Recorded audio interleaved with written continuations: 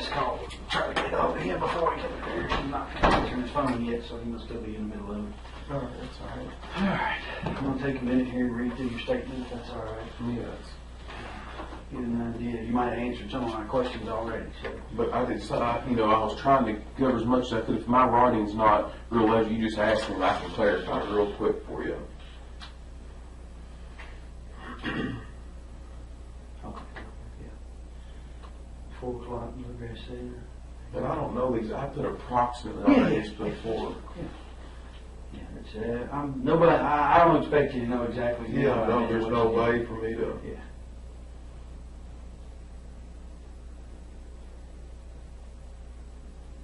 Is this Friday? You ordered on the new construction on Friday? Yeah, and I didn't put that word, but I put all that right there. The further you go, the more clarified I get.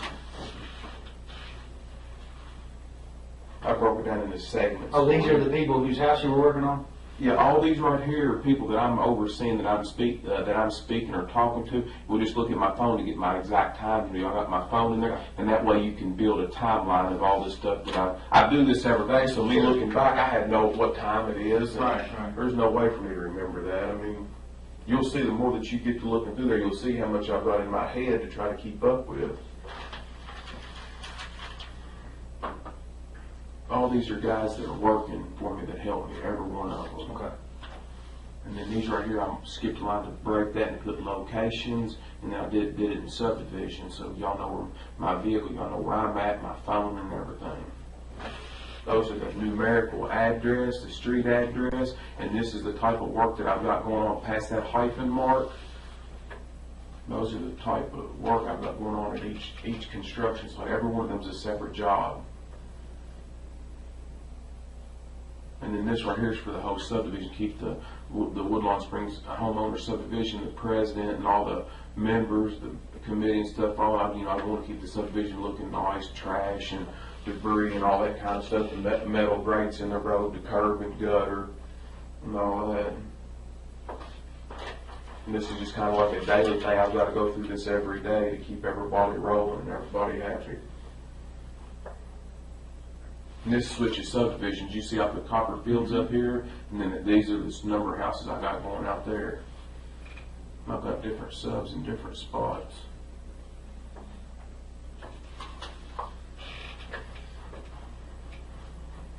Sorry, that thing will go off pretty constantly. That's fine. That's nice. I've got people all over the county too. All right.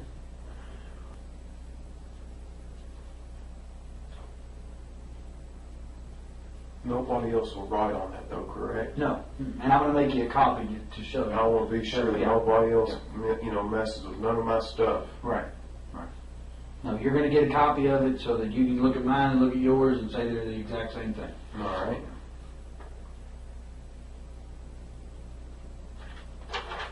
In fact, I'll do that right now. Better do it, take a little time running it up there. I think the recycled tablets are the best.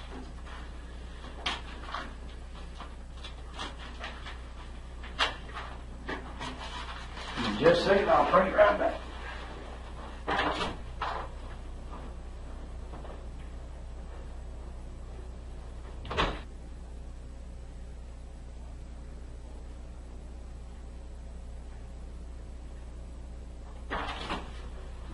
Take a minute, go through those page by page and compare them just to make sure that everything's good to go on them.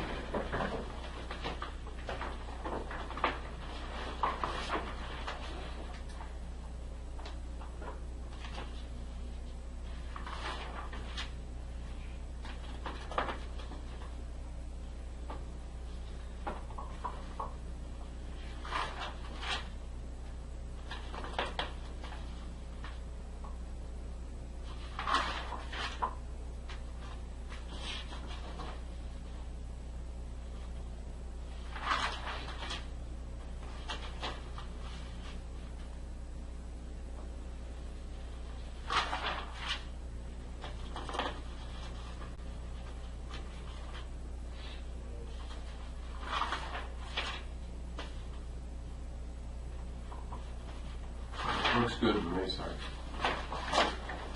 I'll take the original if you'll keep the copy, and that way we'll both have a copy. Put this in the file.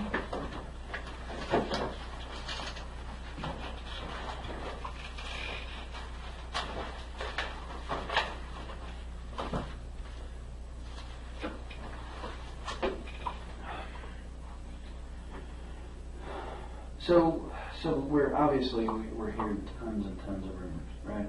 All right. And I know Bardstown is the rumor mill of the world, but in a case like this, should it turn into a homicide investigation, any question that I didn't ask doesn't get asked. Does that make sense? I don't understand what you're saying. But Well, if I don't ask you, then somebody's going to ask me why I didn't ask you later.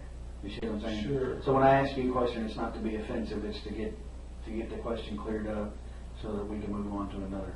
I understand. Yeah, I help however I can. So one of the rumors that we're hearing is that you all had gotten notice from the IRS that you were being investigated for tax evasion. Is that correct or incorrect? No, sir. Not correct. And again, these are all rumors that people are calling in about. That's fine. And where you can get a legitimate source, also about verifying everything, right across the street here, up here at Gilbert Brown Company CPAs does my taxes. He has for several years. If I need to sign a form to release all his documentation on me for that, you're all more than welcome to it. That's the easiest way for me. These are That's fine. rumors. Ask whatever you got to ask. Had you and Crystal ever talked about breaking up? I mean, obviously we have fought just like any other any other couple, but in the last several years, I mean, that it's came up, but we've always found ourselves together moving forward. Mm-hmm. So that it's mentioned, but it's never happened, and we've always found ourselves together moving forward. Okay. I know she didn't work out of the home currently, but had she worked out of the home recently? Had she had a job outside of taking care of the rental properties? Well, she took care of 2 young children. So she did some babysitting there at the house for some extra money. One little boy was about Eli's size, and other was, I don't know how old, but he was a little bit older. And I don't know how long, if it was 8 months or a year, but she had worked at the store up the road from our house for the, I don't want to say anything discriminatory, I don't want to say they're not Americans, but they're Indians. All right, yeah. I don't want to say nothing. Convenience store. Yeah, convenience store. She worked for some folks up there. I do not know that. I think it might be Sandy or Sandeep or something like that, but I don't know. She worked up there at that gas station for quite some time, but that's been quite some time ago. Was that before or after Eli was born? I think she started there before he was born, and she did work some there after he was born. She worked for a pretty good period of time there, but it's been quite some time back. Mm-hmm. Yeah, because he's 2.5. So he's a little bit older than 2.5. He'll be 3 in October. Almost 3. Yeah. All right. So you think it was a year ago or better since you worked there? Probably approximately. I don't know. I would say give or take a 6-month window there. Something like that would probably be pretty accurate. But I do not know the answer to that. I do not know. I just know that it's been a period of time. Was it since you've lived together, have you all always lived on Glenview? That's the only house since Eli has been born. We brought him home from the hospital. We lived there. Okay. Yes. That's the only residence. You all were living there when she was working at the, and when she stopped working at the. When she stopped working there. There was, I don't know, maybe 4 or 5 other girls that worked up there with her. I don't know their names. They didn't have a large amount of employees, just a few.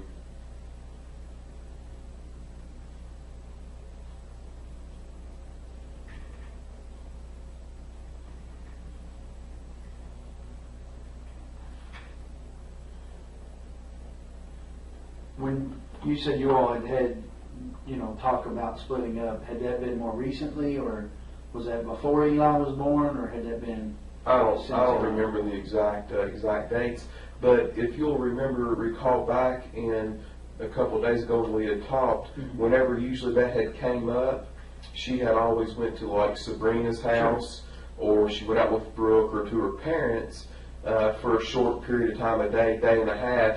And after she cooled off, and we had a chance to talk a little bit, we always found ourselves back together. But it has been at times a stressed relationship. I'm not here telling you anything other than that. That is the truth, and that's accurate.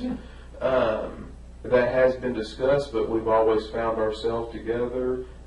We love each other very much, and that right there is the bottom end of it. Well, the reason I ask is because there are some people that she's associated with that are telling us that she had made some tentative plans to leave, like looking at an apartment at that store above the apartment above the store. I'm just trying to figure out if that was something that was ancient history or if that was something that was more recent. Well, that's news to me. I don't know anything about that. So when you all, let's say the last time you all had discussed splitting up, she didn't discuss any specifics with you about moving to an apartment or anything like that? Just that you all were having some issues and you resolved it? Say all that again. Yeah. Break your question. Break them down. The last time that you all had that type of a disagreement, okay? The last time that there was the possibility that you might split up, did she specifically talk to you about moving out somewhere? About moving out? No, not anything that I. She's never had an isolated point saying, "Hey, I'm moving here or moving there." I don't recall anything like that. Okay. No, sir. That was my question. All right. Just if she had. Well, sometimes I know that you all do this for a living. Sometimes I feel like when you ask me a question, you put so many things, and I'm thinking we need to dissect it a little bit so I can answer each part specifically rather than put so. And I'm not. Please don't upset me for saying that to you. No. Put so much stuff in when I want to break it down in a simplified, direct question rather than put so much information into one question. Try to answer one and have a bunch of parts in one. No, that's fine. If you need me to, that's fine. What you did right there is just fine. All right, I If know what need you me did. to I ask just you said a to me ask it a different way or ask. because I want fine. you helping me. No, that's all right, fine. that's all right. That's fine. That's no problem at all.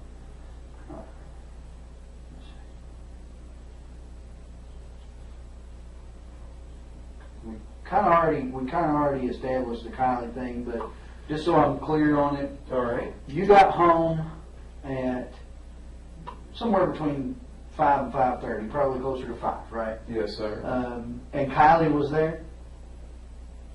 I didn't go in the house at that Oh, time. you didn't? Okay. No, I knew that whenever she was coming behind me, I knew that she was going to be there shortly. So what I did was I jumped on that little tractor. I knew I had a little bit of time, and I wanted to go up there and fill it up full of fuel, check, do all that kind of stuff, get my fuel levels right, so that I didn't have to stop. I've got, as you can tell when you look at that list, I got so much stuff to do. I don't have any unaccounted for time. I'm wide open. Right. If I stop for a few minutes, I go backwards, and I don't have time to do that. So so you didn't go inside, so you don't know if she was there when you arrived. I don't know if she was there. She was riding with Crystal. I do not know. And when you got back from gassing up the tractor, they were all there. Her and Eli and Crystal. All four, yes. Yeah, okay. And so all four of you were there. So during that time, the neighbor said she got home around 5:15, give or take. That's right. So from 5:15, and I think I mentioned to you that I see on the video that you all go past Circle K. You go past the storage place and Circle K all within a minute or so, about 5 minutes after 7, thereabouts, give or take a minute. All right. So let's say you left the house around 7 o'clock. Fair enough. That's fine. There's going to be a little bit of time, but I'm just generalizing. So she gets home about 5:15. You get back from the store. You all are there from, let's say, 5:30 to 7 o'clock together, the four of you. You ate dinner at home, I think you told me last time. Yeah, we didn't fix nothing. I don't know what we ate. We didn't fix nothing fancy. Right. Sandwiches. Whatever we did. You guys leave to go to the farm, but Kylie does not go with you. That's correct. She stays there waiting on Kathy. Her Mama, Kathy, her father's mother. Yeah, Kathy Fenwick. Yes. Right. So she stays there. You don't know what time she gets picked up, but she's there when you all leave. Yes. Because that was one of the things, I think she got confused, Kylie, not Kathy.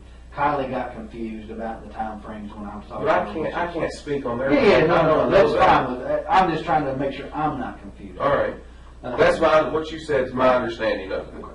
So you guys leave, you go, presumably you go out Bloomfield Road to Guthrie because you go past Circle K and not turning on Woodlawn Road. So you go out there, and then the next time I see you is when you pass Caddy Shack, the little restaurant there on 49. You go past there, and it's about the right amount of time for you to be traveling, you know. And then you get to the farm around, best I can figure out by the time frame on the video, is about 19 minutes after 7. So you're actually there, you know, roughly about 7:20. So Okay. So you get there. By the way, I twisted I guess it would be your aunt's arm. We noticed they had the video cameras. That's why. Yeah, that's fine. That's good. So she actually helped you out with the time. Good. It showed you coming. Now I haven't watched the full days yet, so I don't know anything about comings and goings. But I know you got there about 20 minutes after, and you left there about 11:55 thereabouts. So during that time, from reading your statement, you left once and went down almost to Loretta Road and then turned around and came back because you decided the Tractor Supply might be closed, right? Yes. So that, you know, a little bit of time there. How long were you at the farm before you went to get feed and then came back, decided that it was too late? Do you remember, roundabout? It couldn't have been long. Because you were going to feed the cows, right? Yeah, it could have been probably more than, I don't know, 15 or 20 minutes. Okay. I'm just trying to get an idea so when I watch the video, you know, I can kind of look for when you're coming out and then you're going back in. Yes. And when you got to the farm, do you know if anybody was there other than your mom? I don't know. Okay. Did you see your mom when you came in? No, we didn't. We didn't stop up there. We went straight down there. We were going there to feed the cows. Right. So. Well, yeah, but the barn's within eyeshot of the house. But sometimes she might park inside. Sometimes she might not. So I don't know if. Right. She got more than one vehicle. She's got a little red truck, and she's got a white, and then she's got a white SUV. Okay. But I can't. That 15 to 20 minutes is as close as I can, and that's a guess. But I'd say it's pretty accurate. I think your mom told me she had been mowing grass. Do you know if she was mowing when you got there, or she's always outside doing stuff? She's more of an outside person than inside, but she likes to mow grass. Sometimes she'll mow it whenever it don't even need to be mowed. So. But no, I don't recall her mowing if she was mowing.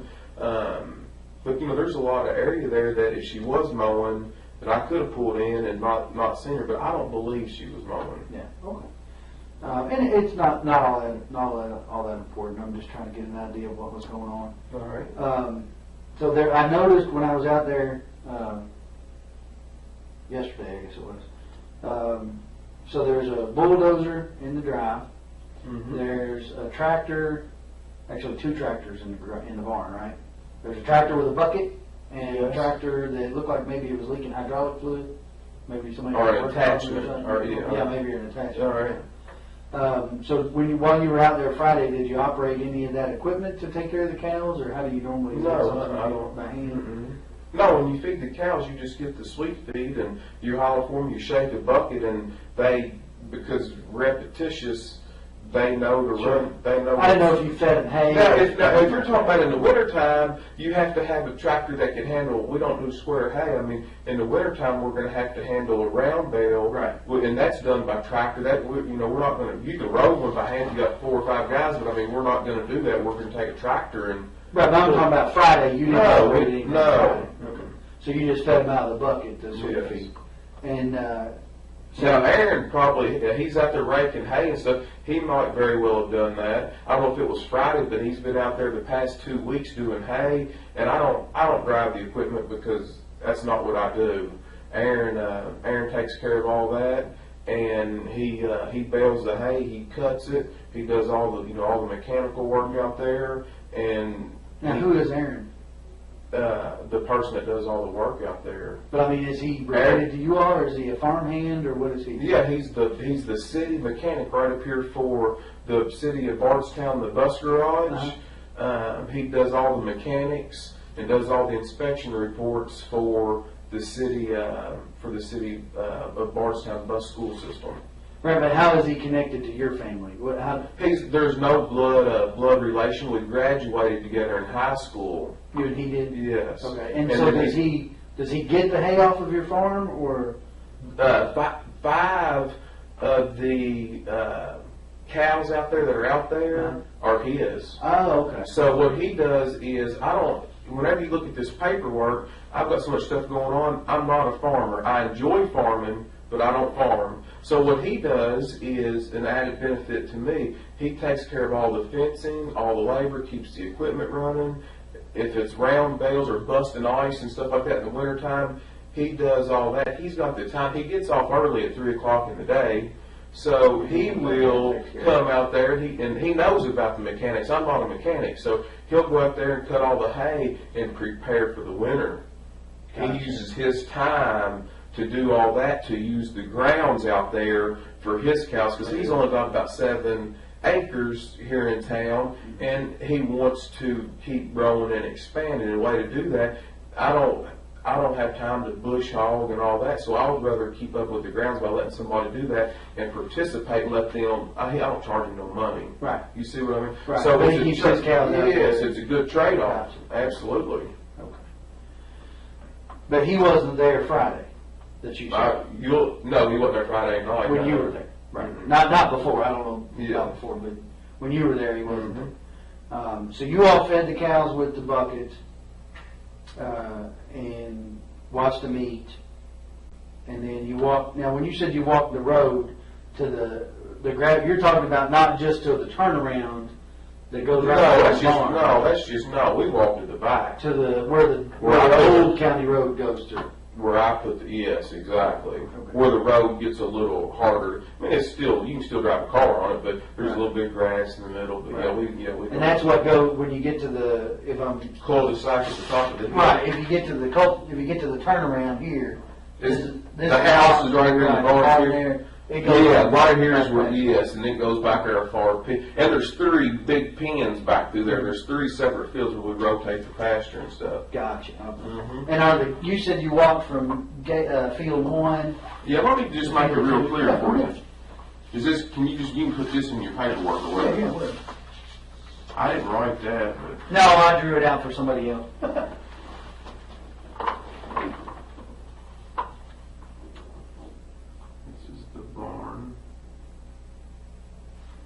And then, of course, the fence does something like this. Right, kind of gives an angle off Mom's place. And then it goes all the way back. So somewhere right in here, this is a double gate. This is where we go in. Right here is where we enter the field, because this is barbed wire, And then over here is kind of an octagon's 8, but it ain't 8. This is like a pen out here that we can move, and then there's some troughs and stuff in here. And then I think right here, that field separates and then there's another gate right here. So this is number 1, and then way up here, this is number 2, and then number 3 goes a far piece back through there. Right. So we go through this gate, and then the gate from 2 to 3, the other gate's up here. Right. You know what I'm? Yeah. And then there's more food in field number 3 than there are on these other 2, because these 2 are 8 down close. Mm-hmm. So a lot of times, and it's cooler back there in them ravines and hollers for the cows than if they're on this flat land, and they would rather stay cooler and eat back there. And they're in a big pond back there, but there's a little pond for them for a water supply too right now. So more often than not, they go back there in that 3rd field, but like later in the evening, a lot of times we're consistent at the times, but sometimes we're not. But a lot of times in the evening, they'll drift up here thinking they're going to get some feed. Right. For the sweet feed. Right. Yeah. Right. So you all, when you all went for the cows, though, I think we went in this gate right here, and then we walked all the way back through there. So because they weren't up in field 1. Yeah. Okay.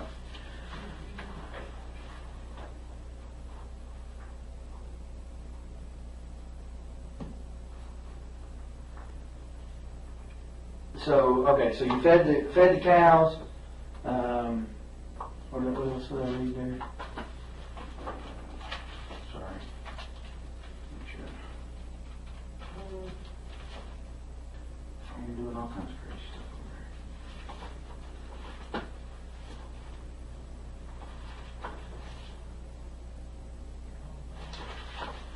you fed the cows, and then you come back out and you walked the road, right? The road that goes through. Yeah, after we come back out from walking through here, then we walk out to here, which is, there's another. Did I see your pin again? Mm-hmm. So there's another. It ain't exactly straight, but it looks something like this. That's the driveway. Yeah, this driveway to the barn. Right. And then we walk out the road and we just walk back through there. And how long would you say that road goes back into there? Do you know? If you had to guess. I don't know. I bet it's a good mile.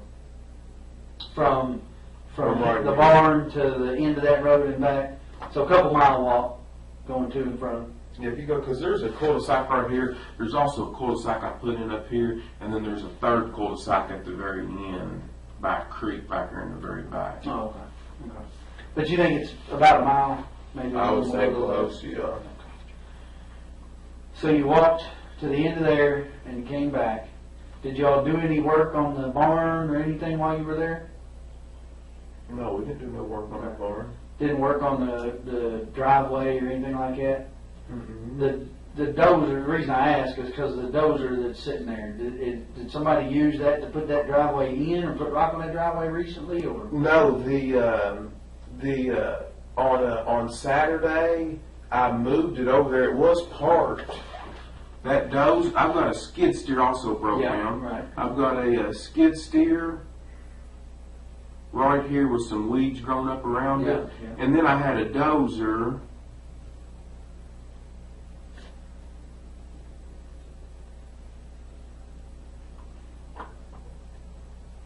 The dozer right here, Mhm. and I did, I backed it right across here, right here, and there's been water, water coming in the front. There's a big door right here in the front of the barn, Mhm. and water had been going in the front of it right here. And then I moved, and plus I wanted to. She's always complaining about, my mother Mhm. is always complaining about the trash and rubble. She likes to keep everything neat and clean. She likes to keep the grass mowed short. But I'm not going to pay a high bill to take that stuff to the county dump when I can clean it up easy. It's too much to do all at once, but I can. Every time I come out there, I can throw a match on it or burn a little pile. Eli likes to roast marshmallows, so what I do, and we spend so much time out there, what I do is put a pile and I'll light a little piece of it on fire. Mhm. And then that way I don't have a huge fire, but I've got enough that I'm constantly getting rid of some, and then they won't charge me that high density fee out there at the dump. So I'm going to take all this equipment, this skid steer too. I just hadn't drug it over there yet, and then all these trailers where the weeds are high, I'm going to try to get it on both sides of these doors, just to get it out of there. Did you burn anything Friday night when you were out there? Yeah, yes, it's not uncomfortable. I don't want the stuff piling up to the moon. I always light a fire. There was a little pile, probably. I'll write that on there. Right here with this little pile here. I think y'all may have covered it up. Y'all got out there. I think we did. Slung stuff everywhere, but Yeah, I apologize. That it don't matter. Well, the dog, that lady's dog, she said acted like there was something under there. Oh, that's fine. That's fine. So I had a water problem right there, and I'm in the process of getting that right there fixed. We dug out right there in front of that door to try to let a vein of water come out because it's too low. The slab is. And that was Saturday. That was Saturday when I did that.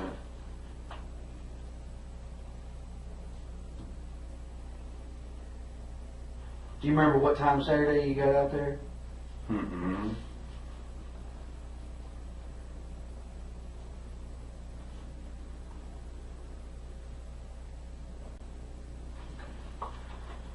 Was you before lunch, after lunch? Oh yeah, it was well before lunch. It wasn't. It was morning time, but it wasn't early morning. It wasn't late morning. It was about mid morning.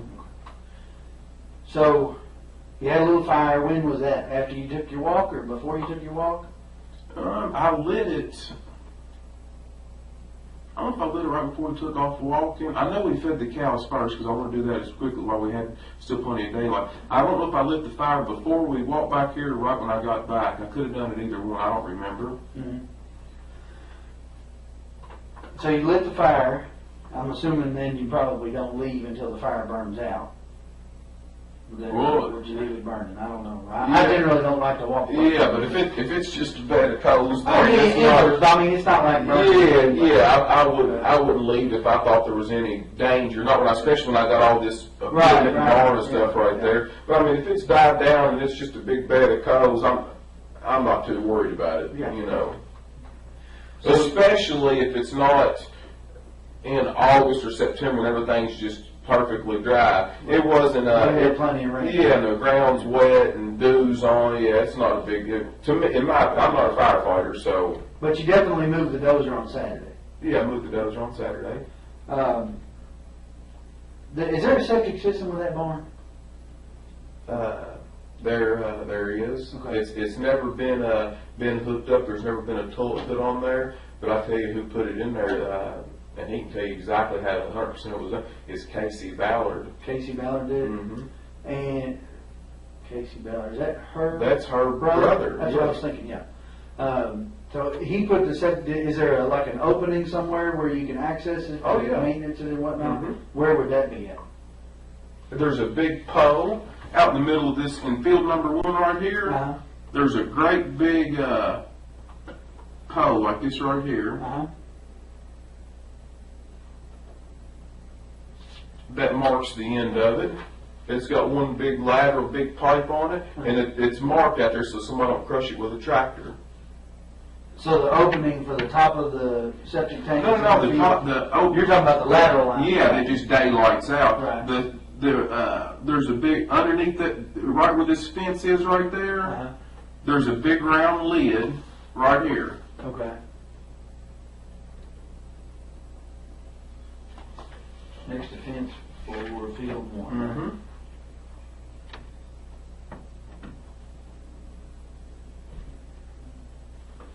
And how long has that septic system been there? I noticed the work Probably kind of ongoing. Probably about 3 years, 3 years. I just never did finish that barn, because I've had so much other stuff going on. But in that barn, I've kind of got a little. Yeah, I saw where you were putting the cedar plant. I never got done with it, but I'm close to getting it done. I just never made it that far. Right. But yeah, right where that little plumbing, that little bathroom is, right on the outside of the barn, there's a big a septic tank right there, and then there's a great big long piece of pipe right here, a bleeder valve, and then it's marked by there's a big pipe. There's an iron T-post out in the middle of this field, and then I took a piece of PVC pipe that's weather resistant, and I just slid over top. It would stop the post from rusting, and it's also much taller than the grass, so that if the grass did get up real high, somebody wouldn't hit it with a bush hog, or wouldn't hit it with a mower or something like that. All right, so you guys you've taken your walk. The fire is down, maybe not out, but it's down enough, and you're leaving. And it looks, again, looking at the video, looks like it's about 5 minutes till midnight. All right. That's to me, and I've got a couple of kids, but everybody parents a little differently. To me, it seems a little late to be out on the farm with a 2.5-year-old. Where is he at midnight? Has he been asleep in the car for a while? Is he still he's still wide open, and he'll Really? any night he's so used to sleeping so later in the morning. His normal day, that's his 7, 8 o'clock in the evening. His 11, because she sleeps much later in the morning. She stays up, so and it's always been that way. So he's at midnight. He's wide open. Yeah. Okay. So you guys get back and load up in the truck. Load up in the truck, and you drive back. You leave out. I see you leave out the driveway at about 11:55. Somebody passes you on the drive back on Loretta Road about 10 minutes after midnight or so. He says roughly. We're still kind of narrowing that down, but roughly sees you about 10 after midnight, which wouldn't be uncommon. It's been raining most of the day. The roads are kind of wet. 15 minutes from your mom's house to the golf course. There's Caddyshack. Not a big deal there.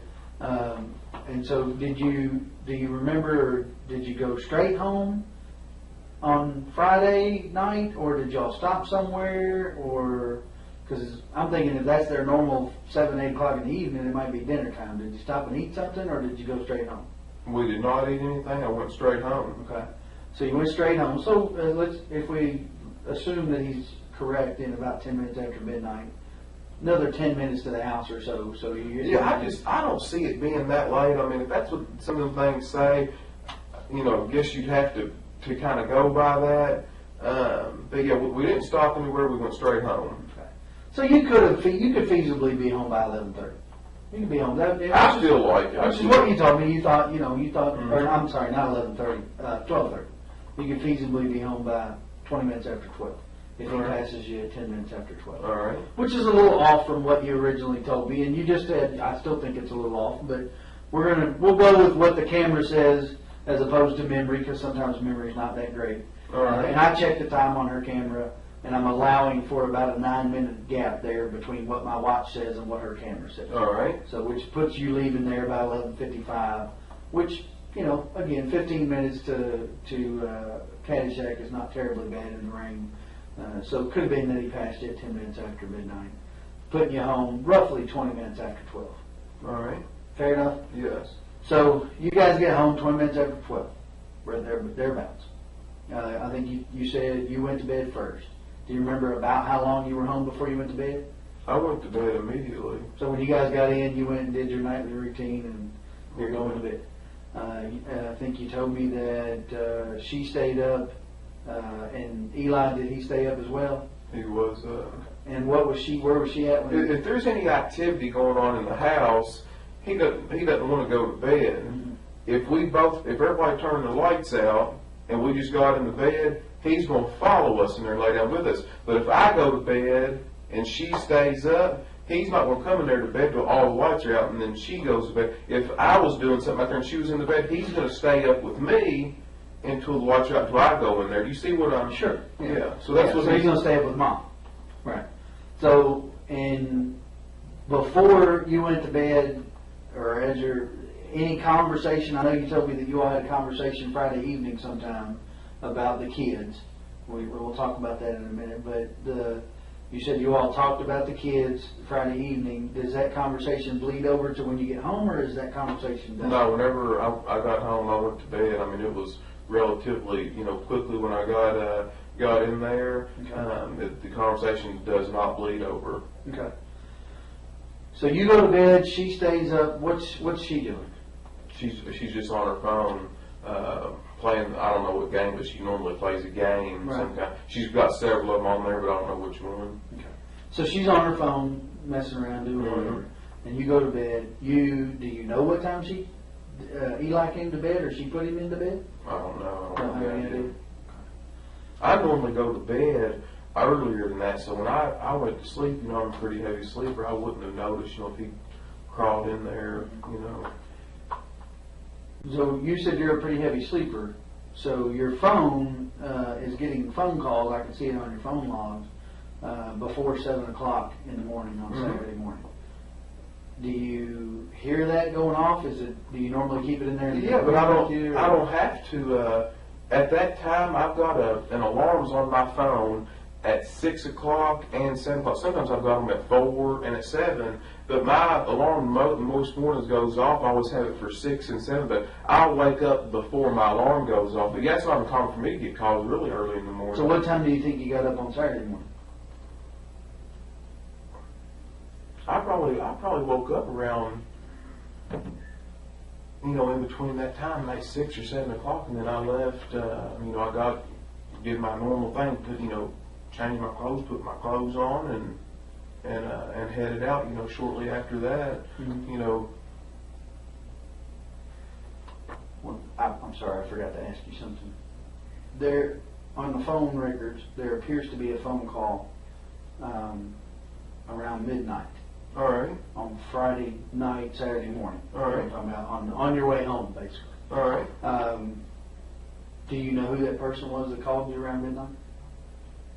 Do you remember taking a phone call? Can you just call the number back? I don't. I mean, I could. I could. What's I your could phone look at your number? phone. Yeah, look at my phone, but I don't remember. You that. don't remember getting a phone call on the way home? Mm-hmm. Would it be unusual for you to get a phone call at midnight? I mean, it is for me, and I work for the sheriff's office. I get calls quite regularly.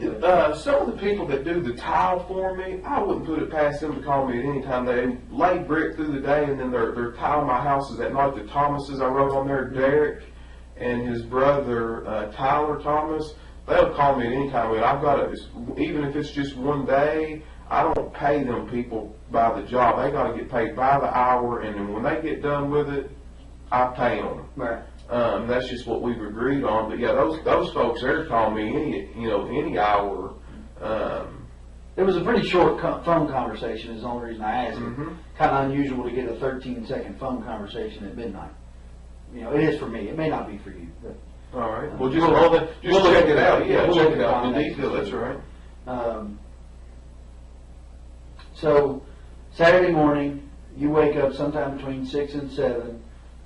I think we decided that Danny Singleton, is that his name? Mm-hmm. A guy that works for you, was calling you.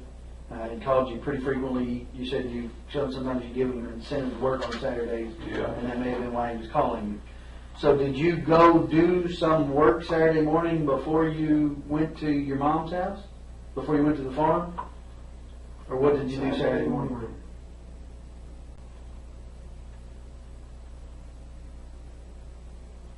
No, I didn't. I didn't do any other work on Saturday morning. That's where I went out there to the farm. Mm-hmm.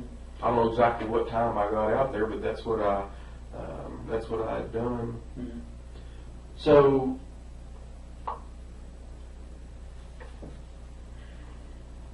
you get up between 6 and 7, and where's Eli at when you wake up?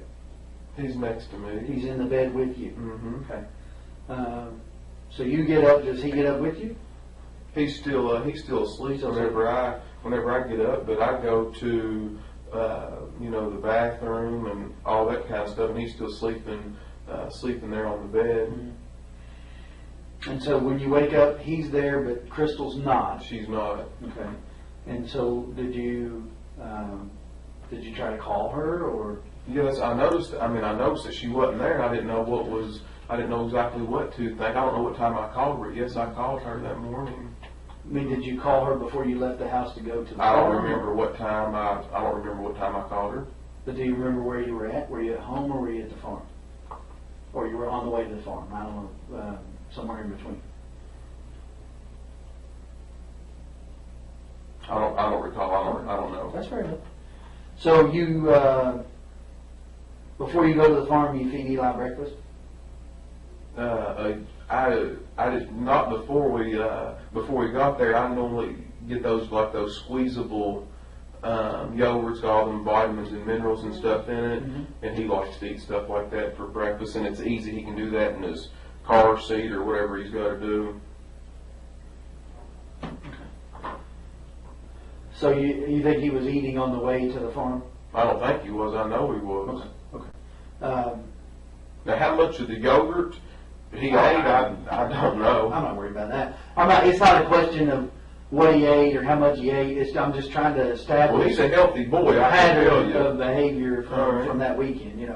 And here's why. I'll be honest with you. I have been all along. Will continue to be. If I woke up on a Saturday morning and my wife wasn't with me in the bed, as is normal, which might not be normal for you, I don't know, but for me, it would be normal, particularly if my wife's a late sleeper, which mine is as well on Saturdays, for her to be there in the bed when I get up. So if she were not, probably the first thing I would do would be to call her to find out where she was. But what you're not aware, what you're missing is a lot of times that her and Brooke, her sister, or Sabrina, a lot of these girls that they do all these, they go out and do stuff. Sometimes they do these, and this is going to be embarrassing for me to talk to you about, but I'm wanting to get everything cleared up as quickly as I can. They do these fantasy parties. Mm-hmm. All these girls get together. They talk about and do whatever, and it's not uncommon for them, when they go out and party, they stay out the better part of the night, Mm-hmm. if not the whole night. So And of course, I always have the children, during that. They don't take the kids to that. Matter of fact, I take care of some of their other children while they're the ones going. It's not uncommon because they know I don't get into all that stuff, and they know that I'm a man, don't get me wrong. Understand that, a white-blooded American male. And there's no sense, I'm not telling you anything different, but they do all these parties and order all this stuff. Well, who gets the kids? I'm good enough to get the kids for all this, and I'm a good enough person to do that. And then when everybody sees a little bit of distress, they're going to throw me under the bus. They need to re-examine all these other actions, and I can understand the family wanting to vent and stress, and it makes perfect sense to me. But these people know me better than what's going on, and before this is all over and done with, you all are too. But it bothers me because not only have I been a victim, my mind's not even where it should be, because I'm trying to protect Eli from this, and he's the most important person that I'm trying to protect. I don't care about them dragging my name through the mud right now, because I want to keep the main focus and emphasis on bringing her back safely and as quickly as possible. But it really bothers me what's being done in the method that everybody's pursuing and doing, because what's going to happen is I don't want their apology, I don't want nothing from them, but then after this is all said and done, they're going to sweep it under the rug, and then they're just going to forget about what they've done to me in the process. What I've got to be faced with now is, as good a mother as Crystal's been, now nobody's going to love you like a mother. Now Eli is in an atmosphere where I've got all the hope in the world, but now I'm a single parent, it appears to me, where she's been there 100% of the time for him, to raise and rear him, where I know that he didn't have to go to a daycare or a babysitter, and I know that his mother is going to take care of him. And now, where am I at without that love and support from her? Now I've got a little boy who's 2, who's going to grow up his life. If something's not done, where she's not brought back safely, now one of the very most important people in his life, he's got to grow up without. Right.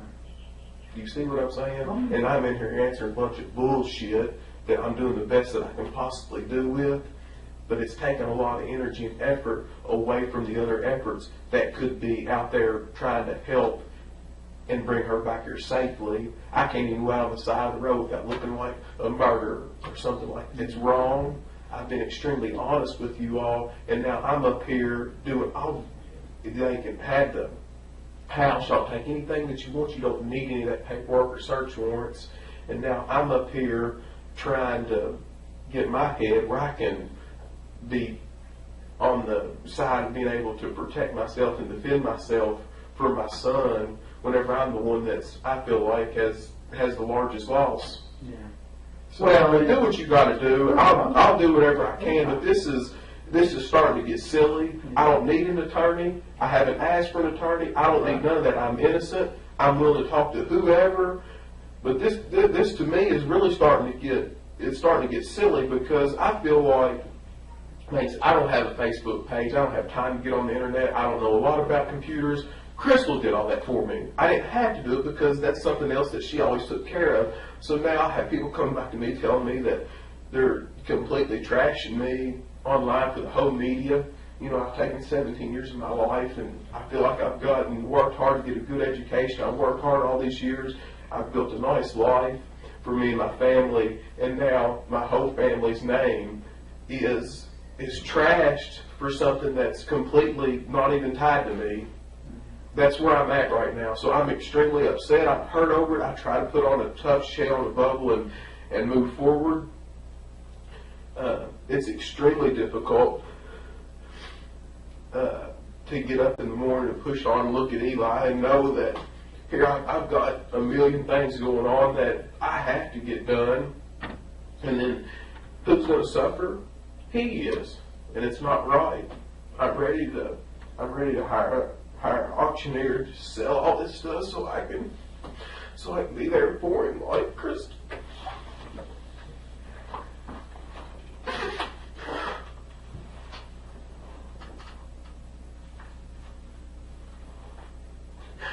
What else do you want to know? Take a minute, it's all right. No, It's fine to be upset. I understand. It's fine to be mad. I understand that too. he's there asking for everybody. This is a shock to him.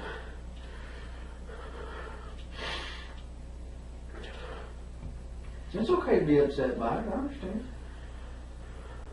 It's okay to be upset at her family. Yeah, but their emotions are so shot right now, and I can understand it. And I don't, if that's how they want to be. But you're allowed to be emotional too. That's okay. fine. You're What they're mad about is the darn cell phone that I took away from Ashley because her mother told for me to take it away from her. That's what they're mad about. And it's just been a spiral since then in October.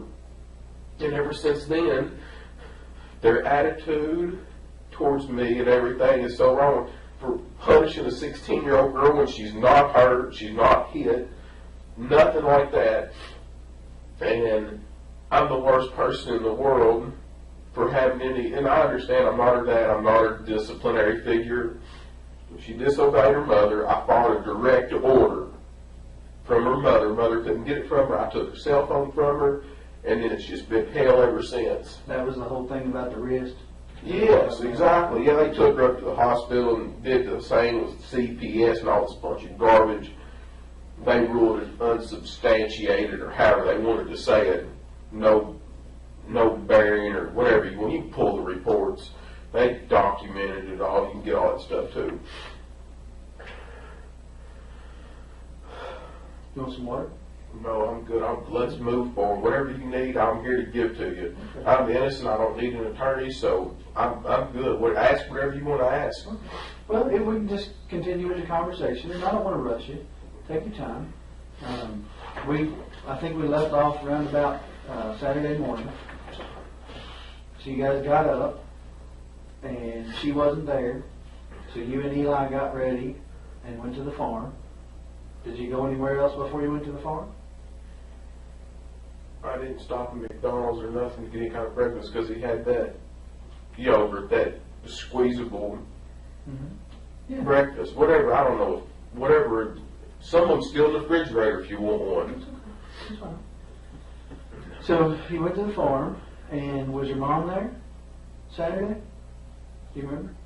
I didn't stop at the house up there either that morning. What do you do with Eli while you're working on the equipment?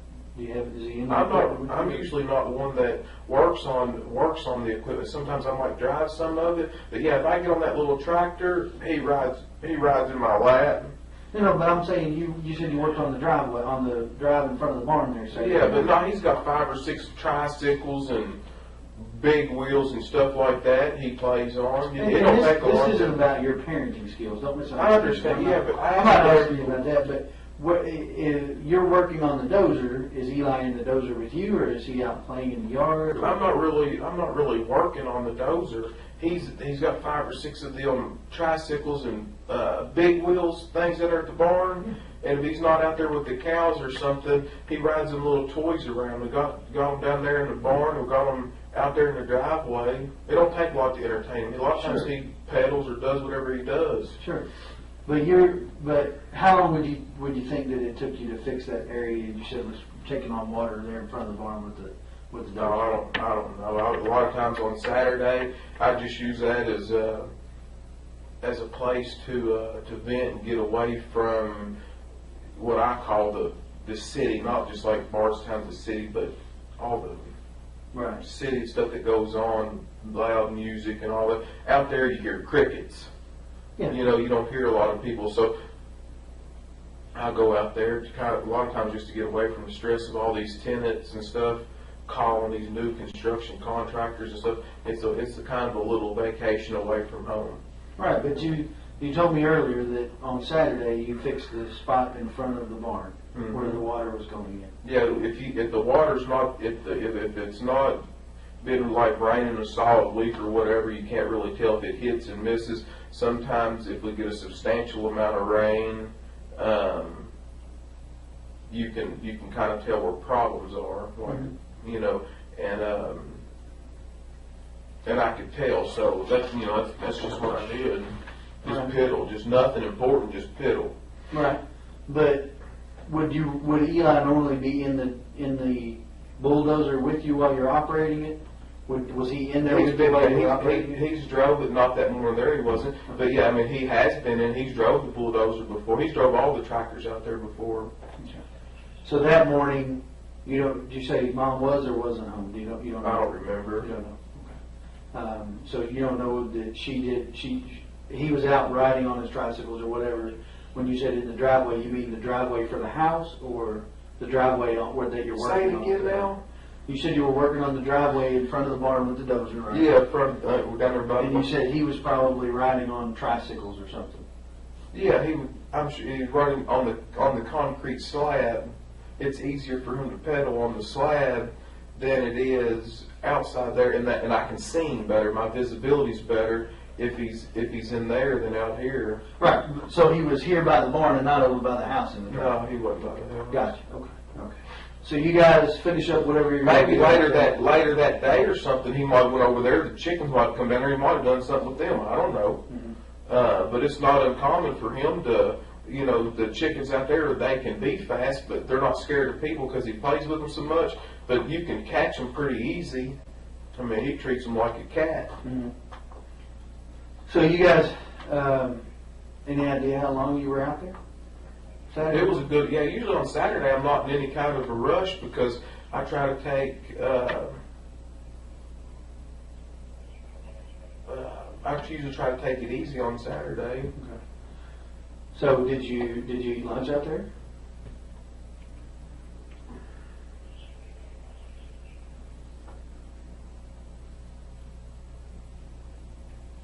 I don't know if I ate lunch there. I know I ate supper out there at Fabian's house that night because he had everybody over there at his house for, there's about, I don't know, maybe 150 people over there at my mom's brother's house. Mm-hmm. We went out there for a short while. It wasn't real long. I know I ate there. Eli ate there. I don't know what we did for lunch. I can't remember. Okay. Did you go from the farm to Fabian's, or? I don't know if I took I may have went home and taken a shower from being out there on the farm. You know, I don't want to go there smelling like a bunch of cows. Sure. I may have went home. I'm not sure. I don't know. I may have went home and took a shower, and then came back. That's more than likely what I did, but I can't remember. Okay. So then sometime Saturday evening, you went over to Fabian's house. Do you remember around about what time that was? That would have been 4th of July. Yeah, that's when we were supposed to go to that. Mm-hmm. Did you all stay out there for fireworks, or? We didn't stay that late. I know that there was a bunch of people there that I hadn't seen in a good while. That my mom's got a pretty large family that I hadn't seen that I wanted to see them, but we didn't stay out there real late. Any idea how many times you've called Crystal at this point? By the time you went from getting up Saturday morning until you were going to the family gathering? I know I called her back around maybe noon again the second time, and I don't know what the exact time I called her after that, but I know that sometimes in the past, if I've called her to blow her phone up, it made it worse. Mm-hmm. So sometimes I've just called periodically, and I found that she doesn't take as much offense to that. You know, if you're just disrespectful to them, especially if somebody's mad, it just makes it worse. To keep calling them. I wasn't even alarmed. I was for sure the girls were doing this to me on purpose. Brooke and Sabrina and them. So while you're at the family gathering at Fabian's house, anybody ask you where Crystal was? She hadn't went out there to Fabian's house a whole lot. Some of them people knew her, some of them people out there wouldn't have known her, but right then I don't Not remember. really a big deal for them. No, it's something that those people there we see once ever, sometimes every few years. So a lot of them people really hadn't. Some of them have seen her, and a lot of them had not seen her. You know, haven't met her. Sure. So like I said, it was a substantial amount of people. You're out there. You said did you say you didn't stay for fireworks? No, we didn't stay that late. So you and Eli leave before dark. Because that's usually when people set off fireworks on 4th of July. And do you go home? Do you go to somebody else's house? And that was on Saturday? Yep, that was Saturday. Do you go to Mom's? Where do you go after you leave there?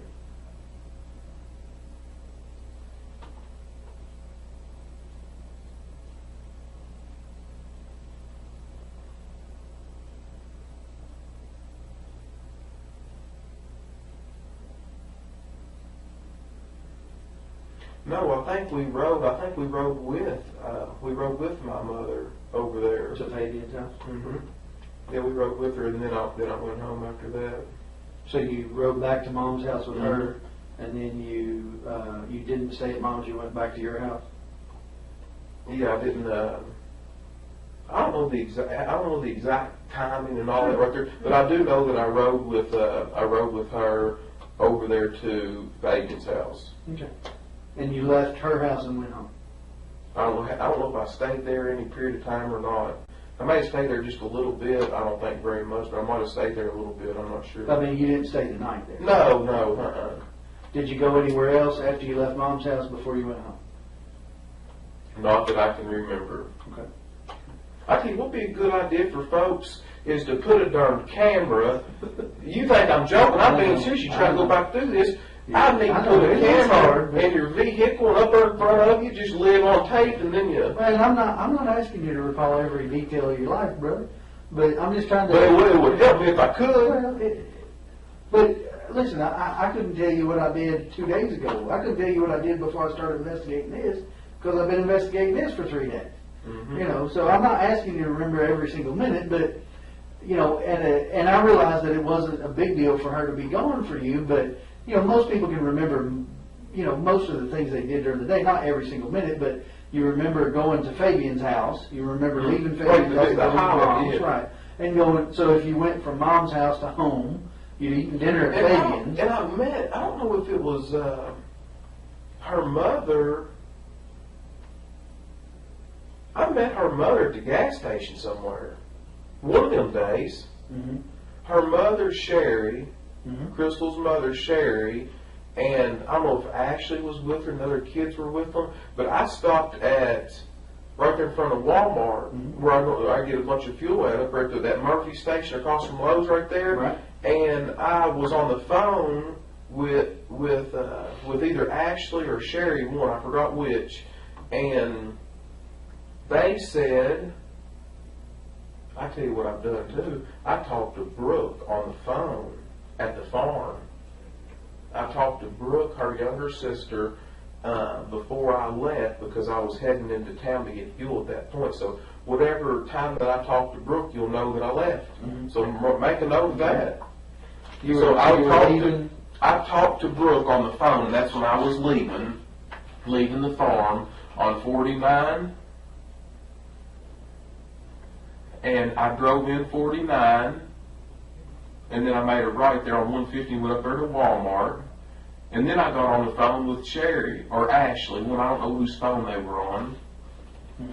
But that'll help me right there, because that's you can pinpoint an exact time.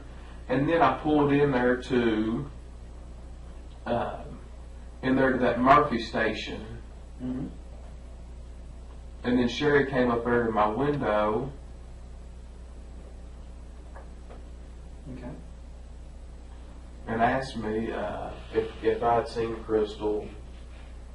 And this right here is after I had I talked to Barbara Lane, and I sent her, I called her a couple times. I don't think I got an answer. She's probably busy doing something. And then I sent her a text message. And after I kind of stayed on her, she knew that it was serious because it'd been longer than normal when she'd done this before in the past. And this was Saturday? I'm not sure. You'll have to. So much stuff happened all so quick. You just have to dissect. That's the reason I've given you all my stuff. Sure, phone. yeah. You can dissect all that and figure, get an exact time. So I called Barbara and I sent her a text message. I talked to her mother at Walmart, up there at that Murphy gas station. I had Eli with me then, of course, had him with me all the time. And she wanted to look at Eli. She said, "Where's Eli?" I said, "Right there." And then she spoke to him and she looked at him and said hi, and he said hi, and that was it. So she just asked you if you'd seen Sherry, and you told her no? No, she asked me if I saw Crystal, sorry. Crystal. Getting my names confused.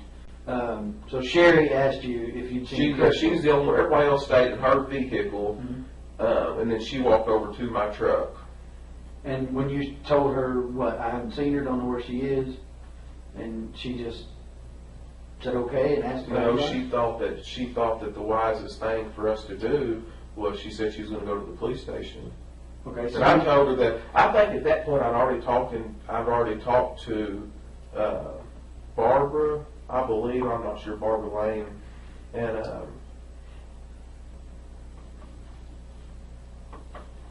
I'm not sure. I don't know the time periods. I don't know. I just don't know. That's fine. That's fine. So and then I went home. So Saturday you went home after The gas station. So you think that was okay? So you think the gas station was between leaving the farm and getting showered up before you go to Fabian's? No, that's incorrect. Okay.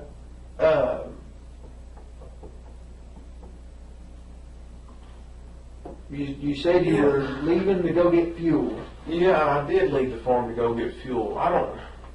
I don't know if that was Friday. I don't know if that was Saturday that I got fuel. I'm sure I did it with my card. I can prove what time that was too. And So I talked to maybe Sherry. Sunday? Do you think it was this? Do you think you talked to Sherry the same day they reported her missing? She said something. Yes, she said yes. The day that yes. So they reported her missing on Sunday. Then it was Sunday. I feel like whenever. That's because Sherry told me she's going to the police station. Mm-hmm. Is Sherry the one that reported her missing? Mm-hmm. Sherry's. All right. I had a question from the media or from the news that I wanted to ask you all to think about. You all said that a family member found her car. How does that happen? Rather than the police department, as large as this county is, a family member. Well, that's a pretty big family, and as I understand it, someone who knew them called them and said there's a car that looks like hers on the Parkway, and they went out there. Who was the family member that found that car? I don't know. I have to look at my notes. There were two of them. Am I able to know that question, that I'll answer? tell you who it was. I just have to look back through my notes and see who it was.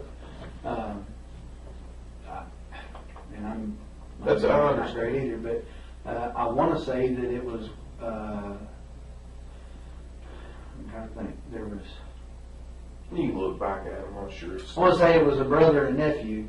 I know we took elimination prints from one of them because they touched the car before we got there.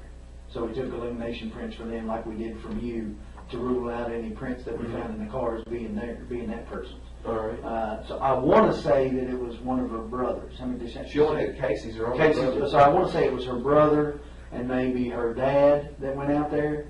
But I think it was her brother that somebody actually called, but that may be incorrect. I'll have to look at the notes and see. But so Saturday evening, you went to Fabian's house. You had dinner. You went home. You're home all evening with Eli. Mm-hmm. Okay. Anybody come over? Anybody not?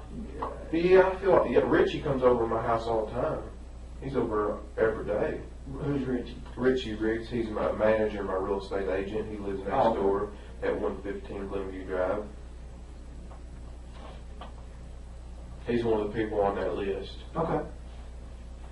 So you go to bed Saturday night. You got Eli with you, presumably, because you said you guys went home from Fabian's. Not presumably, he was with me. Right. Well, I didn't want to put words in your mouth, so if he's with you, tell me. He's with me, yeah, Eli's with me. Again, not trying to offend, Yeah. I just don't want to put words in your mouth. Yeah, I don't want you to either.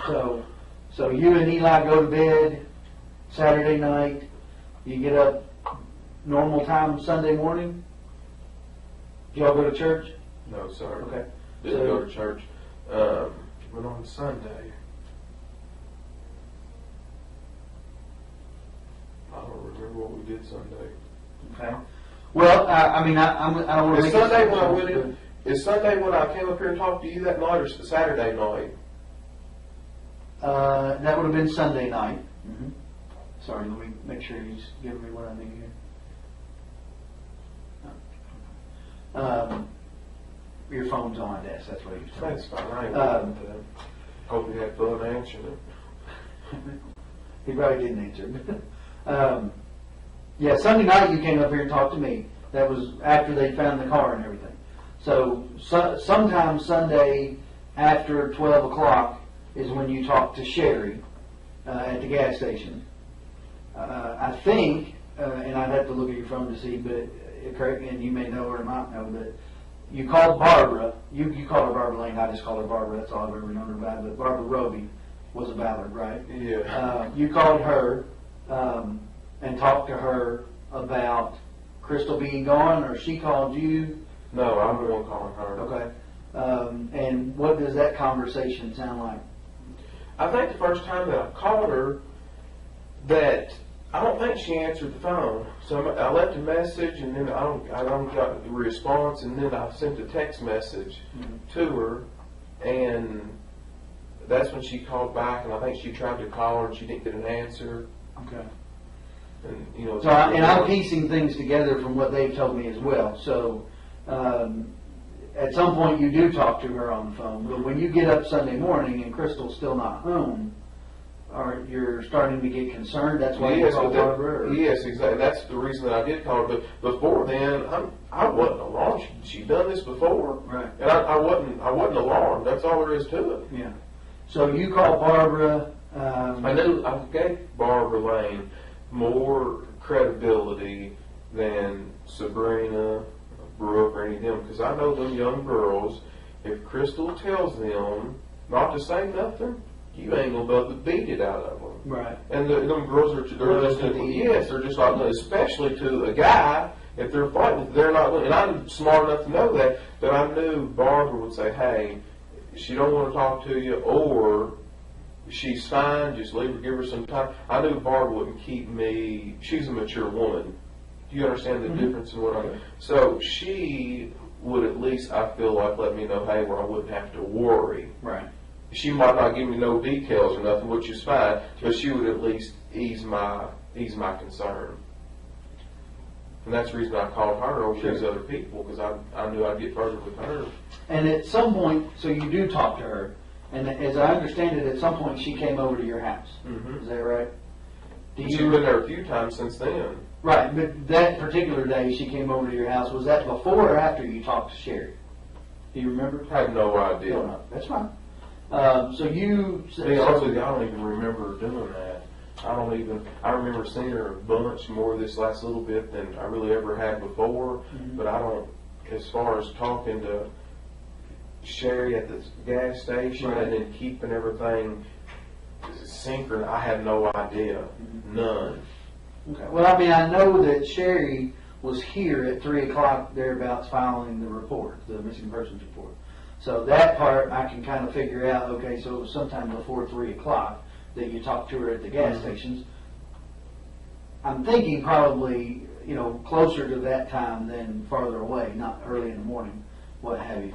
And then, of course, fast forward till they find the car at 5 o'clock out on the parkway, and the sergeant responds out there, and then he calls me, and then I come out and start investigating, and obviously I call you to come and talk to me about the last time that you saw Crystal.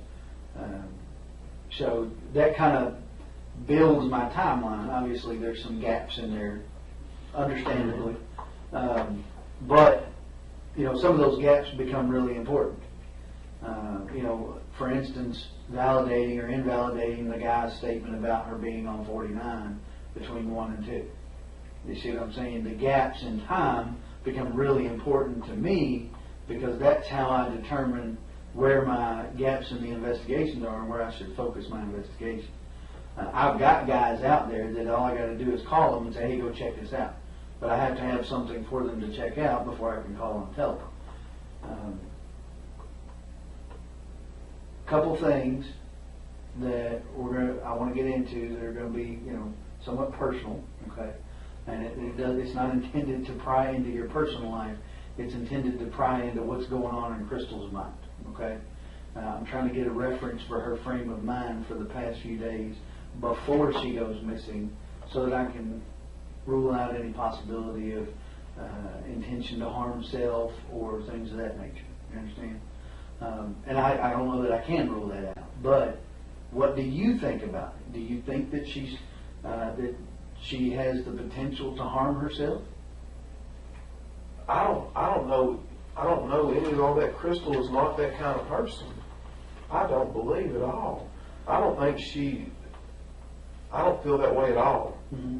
So you don't think she had any suicidal tendencies whatsoever? No, sir. Never tried it in the past? No. Never come close to ODing on drugs in the past? No. When she would go out, did she drink much? She's not a whole family drinks, but she drinks a little bit, not any. To the point where somebody has to bring her home and drop her on the front stoop? No, she ain't no drunk. Mm-hmm. Well, you said sometimes she goes out after you go to bed. bed. They do drink and they need a driver, but they're not what you're describing is like a sloppy drunk. Just somebody got tore down. I mean, right. That's not an accurate picture of her. Okay. And she likes going out and having a good time, but I mean, she's, I guess, I don't want to say like a maybe conservative person, but sure. Just a normal, typical social drinker. Yeah, normal, typical person likes to have a good time. I mean, that's it. So, if you had to guess, how often would you say she would go out? She doesn't go out real often. Not real often. I mean, she's got all her kids, and we got Eli. I mean, we have a pretty busy lifestyle, and seems like we've always got kids here and there. So I mean, right. We don't have a whole lot of time to do that. We don't like to get babysitters all the time. Sometimes if her parents have a couple of the kids, or Keith might have a couple of them, we might go out with.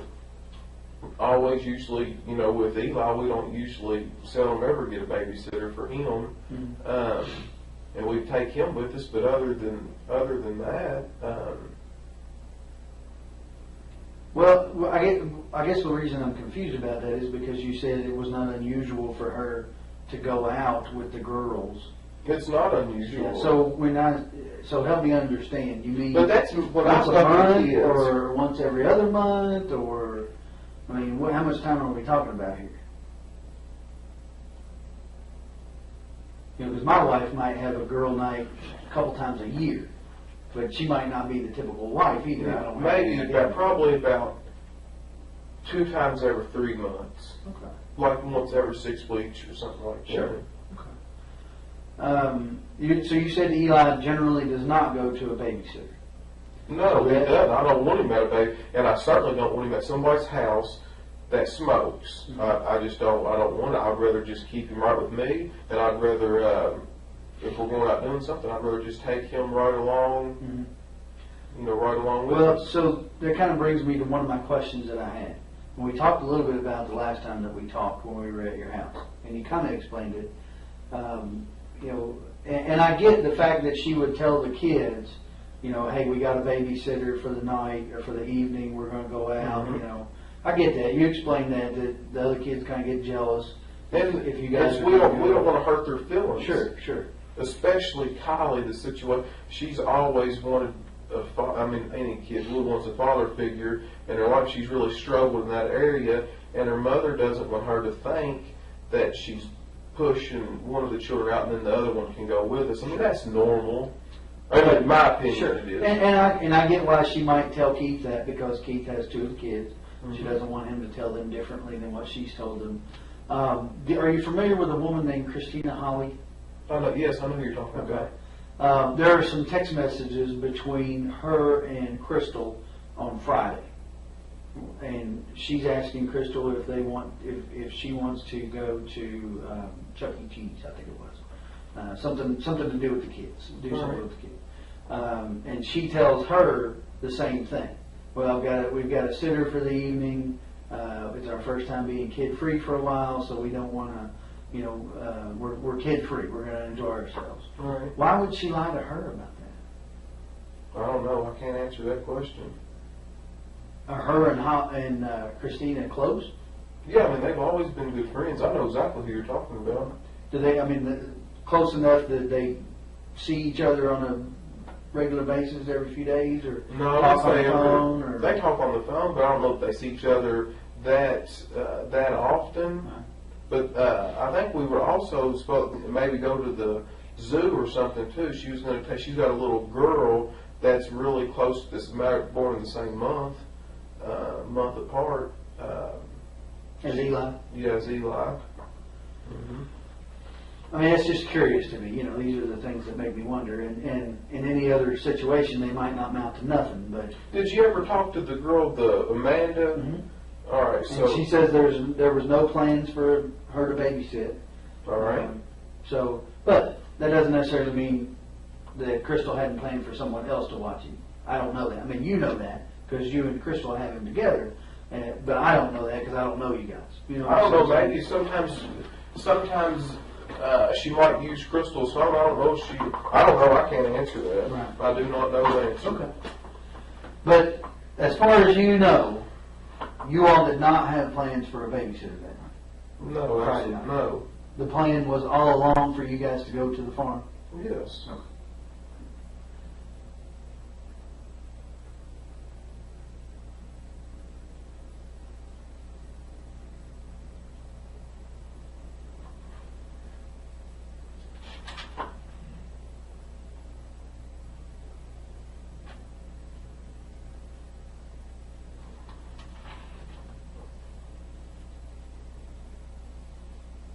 Give me just a second. I'm going to get your phone and look that phone number.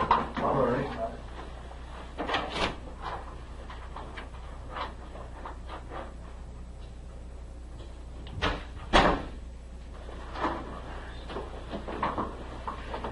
Okay, if we put that number in.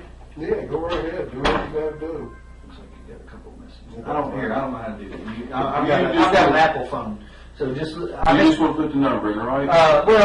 or check contacts or however you do it to see who it is. Yeah. 492-1390.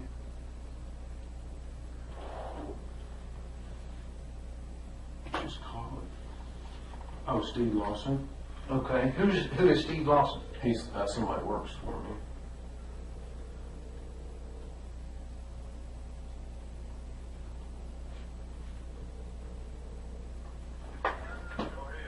Hey, Steve. Hey, I can't hear you real good. I'm gonna ask you to speak up a little bit, okay? Okay, sir. Hey, I was wanting to know. Hey, I've got some things going on next week. I'm gonna need your help with it. Are you already booked up, or can you help me? I haven't moved up yet. I'm still looking for a place. That's why I needed them numbers from you. All right. Well, I can write them all down and get them there for you. But I was actually talking about doing some more work with your little skid steer and so forth. Mine's still broke down. Well, I said, get with me tomorrow. I'm coming. I know you have a hard time hearing me because it's where I'm located at. All right. So just get in touch with me tomorrow and we'll see what we can do. But my question, I just want to tell you I'm sorry about everything that's going on in your life, brother, and I got you in my prayers. I said it is a very difficult and trying time, but I appreciate you saying that. But hey, I need your help while I got you on the phone here. Do you remember the other night you called me really, really late, and I forgot what you asked me. Can you? I guess it wasn't on the phone. I might have been tired. I know it was pretty late at night. Can you remember what you asked me or what you were after? I can't remember. Yes, sir, I can. I called to ask you for them numbers for a house. Oh, for a rental house. Yes, sir. And what did I forgot, what did I tell you? You told me that you would call, what's her name, Katie or whatever, she handles all that. Crystal. Crystal, okay, I apologize. Yeah. And she said she handles all that, and that you would get back with me on it. All right, thank you so much, Nell. Hey, if there's anything I can do, you give me a call. Thank you. You have a good night now. Yes, sir. God bless you. Thank you.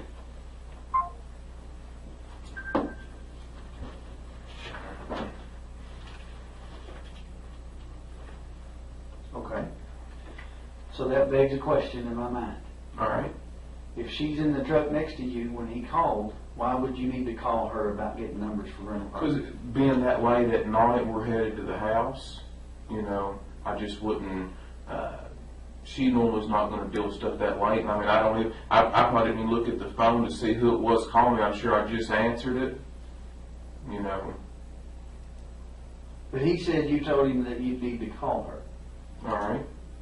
Why would you need to call her? I mean, that's an odd phrase for someone who's sitting next to you in the truck. Do you understand? You see what I'm saying? Yeah, I see exactly what you're saying. But I mean, that's what if that right there is what I told him, that right there is what I told him. We wasn't on the phone that long, but normally I would just, she handles all that, and that's what I would do. She's not going to want to mess with that kind of stuff that late. I'm sure I probably tried to answer the phone really quickly, so that it wouldn't, a lot of times after I get moving, Eli goes to sleep, you know. Sometimes he goes to sleep in the truck, sometimes he doesn't. So if you want to call him, you got his number and everything. If you want to call him, you know, you can call him.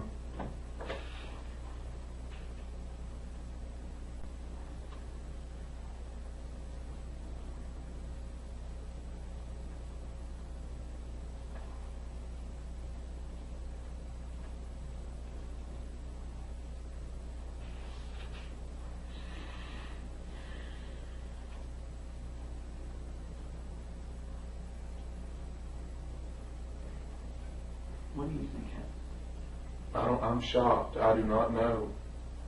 I mean, you told me that she doesn't do drugs. She's not on any kind of drugs that I'm aware of. She drinks socially. On occasion. And mildly, yes, not any kind of. Every 6-8 weeks, something like that, right? Has she ever had trouble with depression before? Not really, not to my knowledge. I mean, there's always stress that's your highs and lows in people's life, but I wouldn't classify her as a stressful person or someone that's deeply depressed. Well, I know Keith Rogers, her ex-husband, or still current, but not together. I know that he has had a drug problem in the past.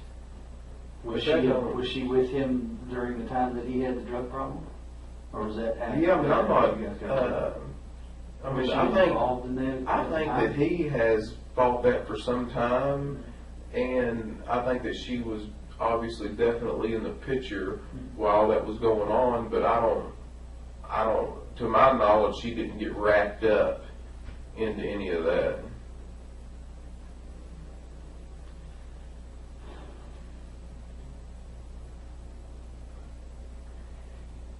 I guess the biggest problem that I have is that most women are not going to walk away from their purse and their cell phone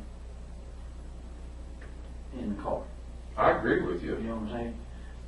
If she were going to walk to go find help or something, she would take her phone even if it was dead. She wouldn't. My wife wouldn't leave her purse anywhere for any reason. So I can't figure why she would walk away from the car and leave the purse there. When we took the bloodhounds up there, the lady commented that it was though she wasn't even there. I mean, they had her things that you provided us for scent, and they said it was as though she was not even there.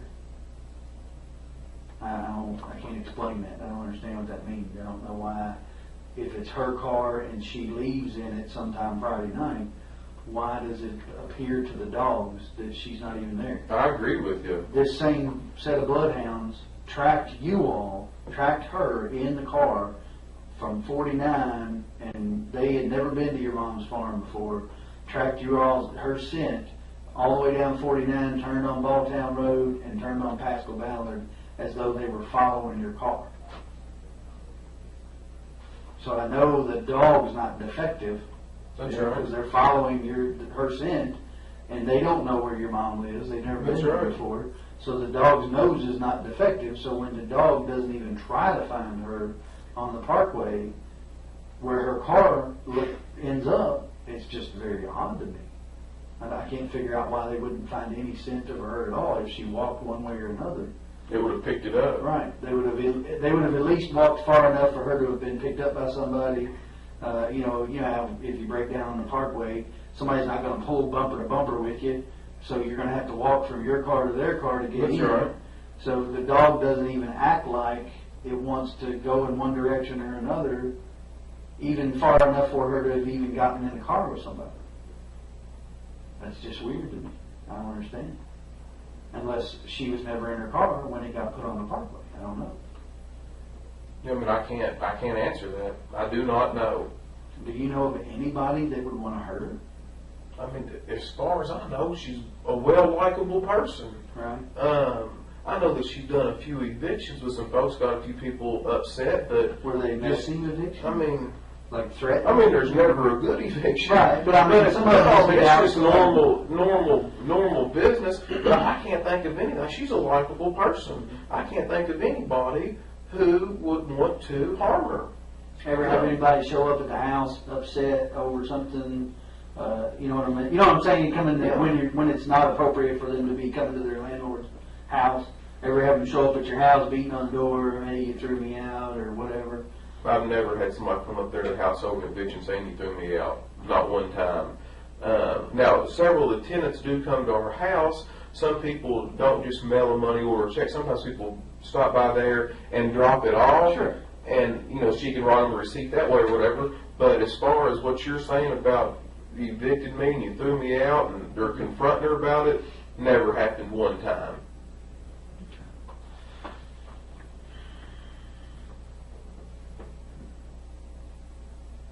Does Kylie's dad, Kylie's dad, he doesn't have anything to do with her? Very little. I don't even know. I think he lives a far piece from here. I'm not really sure. So I thought they said her dad's name was John Fenwick. Is that correct? Or no, that's not right. That's not right. Okay. I think it's Jesse. John Fenwick is one of the owners of Bluegrass Seed. Right. Yeah, that's not her. Okay. That's not so her. So Jesse Fenwick. I believe. And that might not somebody that doesn't live around here close. Yeah. It's a far piece. Is it not? But obviously, his mom lives on Stone Road. Yes. So he's a member of that Fenwick family that's from around here. I don't know how many sets of Fenwicks there are, but I know there's. As far as I know, there's only two. Now, I don't know which one he would belong to, and there may be more than that I'm unaware of. But, so, do you know, is she related to the Fenwicks that own the Bluegrass Seed? I do not. I don't think she is, but I do not know. For sure. I don't do family trees and all. I don't do all that. I didn't know since you do business. If you've done business with them, if it come up. But, and then Ashley is the daughter that her mom and dad raised. Yes, and I figured out her last name is Johnson. I couldn't tell you that the other night because I was sitting there stressed out, but her last name is Johnson, and I do not know her dad's first name. I just know that he stays incarcerated quite a bit. He'll get out from time to time, but he will only make it about a week, and they find a reason to lock him back up again, whether it be drugs or whatever it is. Have you all ever had any trouble out of it? I've never met the man. I know that was a pretty abusive relationship from what Crystal's told me, but I don't really know. I can't speak intelligently upon that. It's been quite some time back, so I don't know a whole lot about it.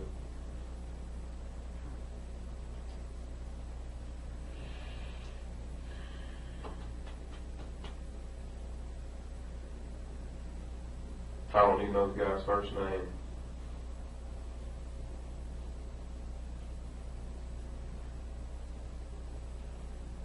No custody issues with Keith? I know that Tori has told her before that she gets mad if Tori gets mad if she's been corrected or something like that right there, she'll say, well, I'm going to my dad's house, or I'm going over here. You know, they'll want to flip back or forth or whatever, you know, split house. Play one off the other. Yeah, I know Tori does that, but I mean, I don't think they've ever really had any big issue on getting the kids. From what I can understand, that's been pretty good. I mean, if one of them wants them, or Keith wants them for a little bit, or the kids want to go over there, they just had kind of like a mutual agreement where if that's what they did, that's just what they did. They never really struggled with it, you know. Yeah. Well, okay. So I guess where I go from here, we're still getting video from different places, you know, that along that route. Can I get this? Sure. Hello? No. I'm up here. I know that you didn't know. I'm up here in this interview with the Detective Snow. I've been up here a good little while.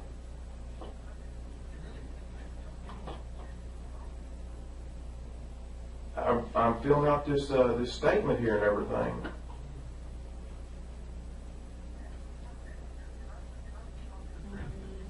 Are you telling me that's what I need to do?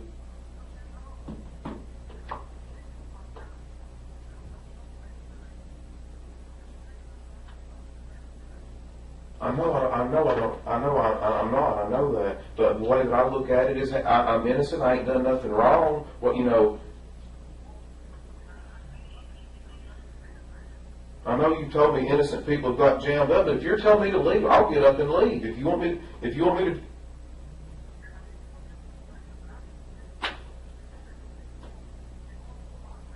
I know I'm going through a lot, but I'm trying to get this guy to help me.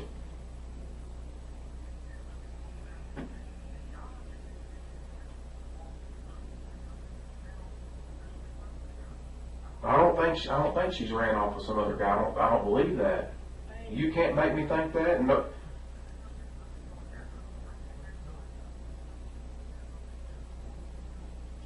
Yeah, so do I. I'll do exactly what you're telling me to do right now. You want me to get up and leave?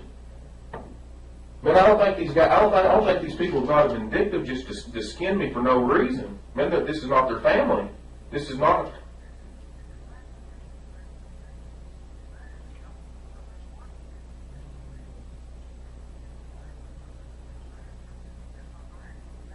All right, thank you. He thinks y'all gonna fuck is what he thinks. I don't know who he is. Nick, my brother. If you want to go, good for you. No, I know it, but I'm not.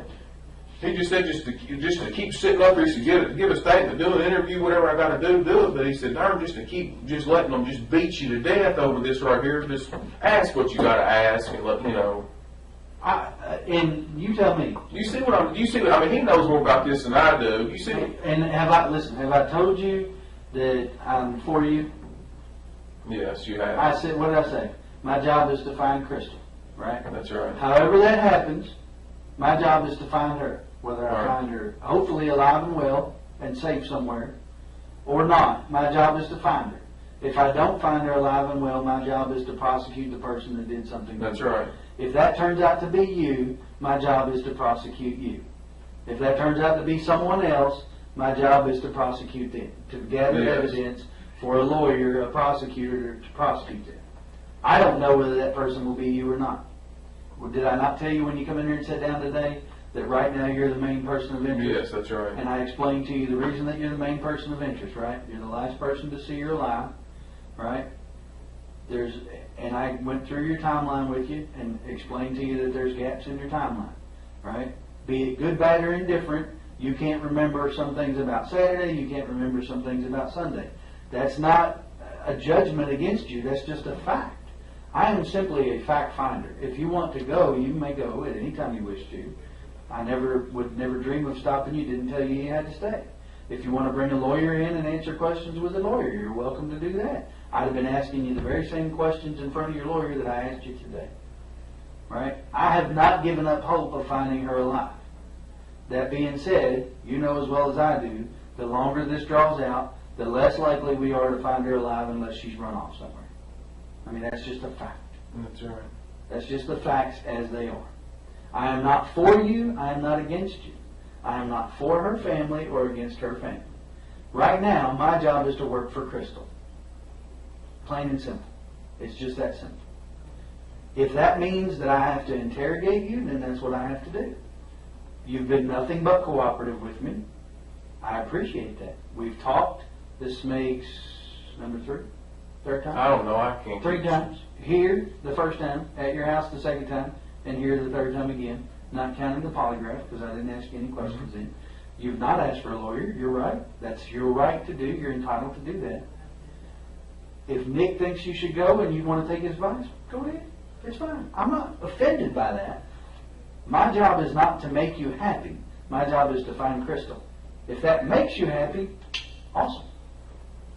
You know, but make no mistake, my job is to find her. That's what I'm doing. If I offend people in the midst of that, well, I'll apologize later for offending people. If it finds her home safe, then I'll just take the blunt of offending people and go on. You know, just like what you said. What'd you say? Doesn't matter what they think of you, as long as we find her. That's right. So that being said, you know, you're free to take Nick's advice if he wants you to leave. I don't really have any more questions with you. I was just going to tell you where we go next. All right, yeah, we'll wrap it up and you tell me what we're doing next. And if it's over, it's maybe that's the long. So, yeah. So, you know, here's what I'm looking at, right? I'm trying to find video of her car getting on the parkway, whether it's New Haven Road or 150. Trying to find some video of her car getting on the parkway in hopes that it will reveal to us when it gets on the parkway, because there's some confusion about that. Some people calling in saying they saw it on Saturday. Some people calling in saying they saw it on Sunday morning. Some people calling in saying it wasn't there Saturday or Sunday morning. That's just the nature of the beast. When you put information out there, you get a lot of it back. So I'm trying to figure out when it got on the parkway, and if I can, who was driving it when it got on the parkway. Maybe she was driving it, maybe she wasn't. Maybe somebody else was driving it. I don't know.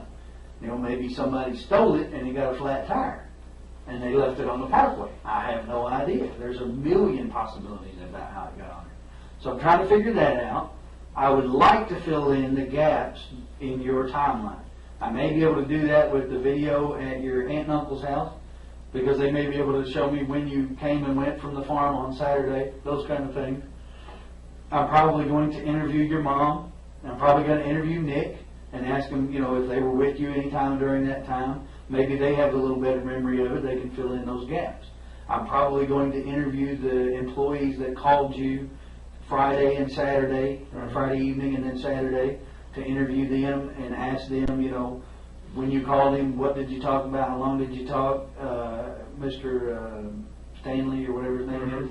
You know, did he answer the phone? Did you all talk on Saturday morning? If you did, what did you talk about? Did you go see him? Those kinds of things to help me fill in your timeline, which gives me a better idea of whether or not you're involved in her disappearance.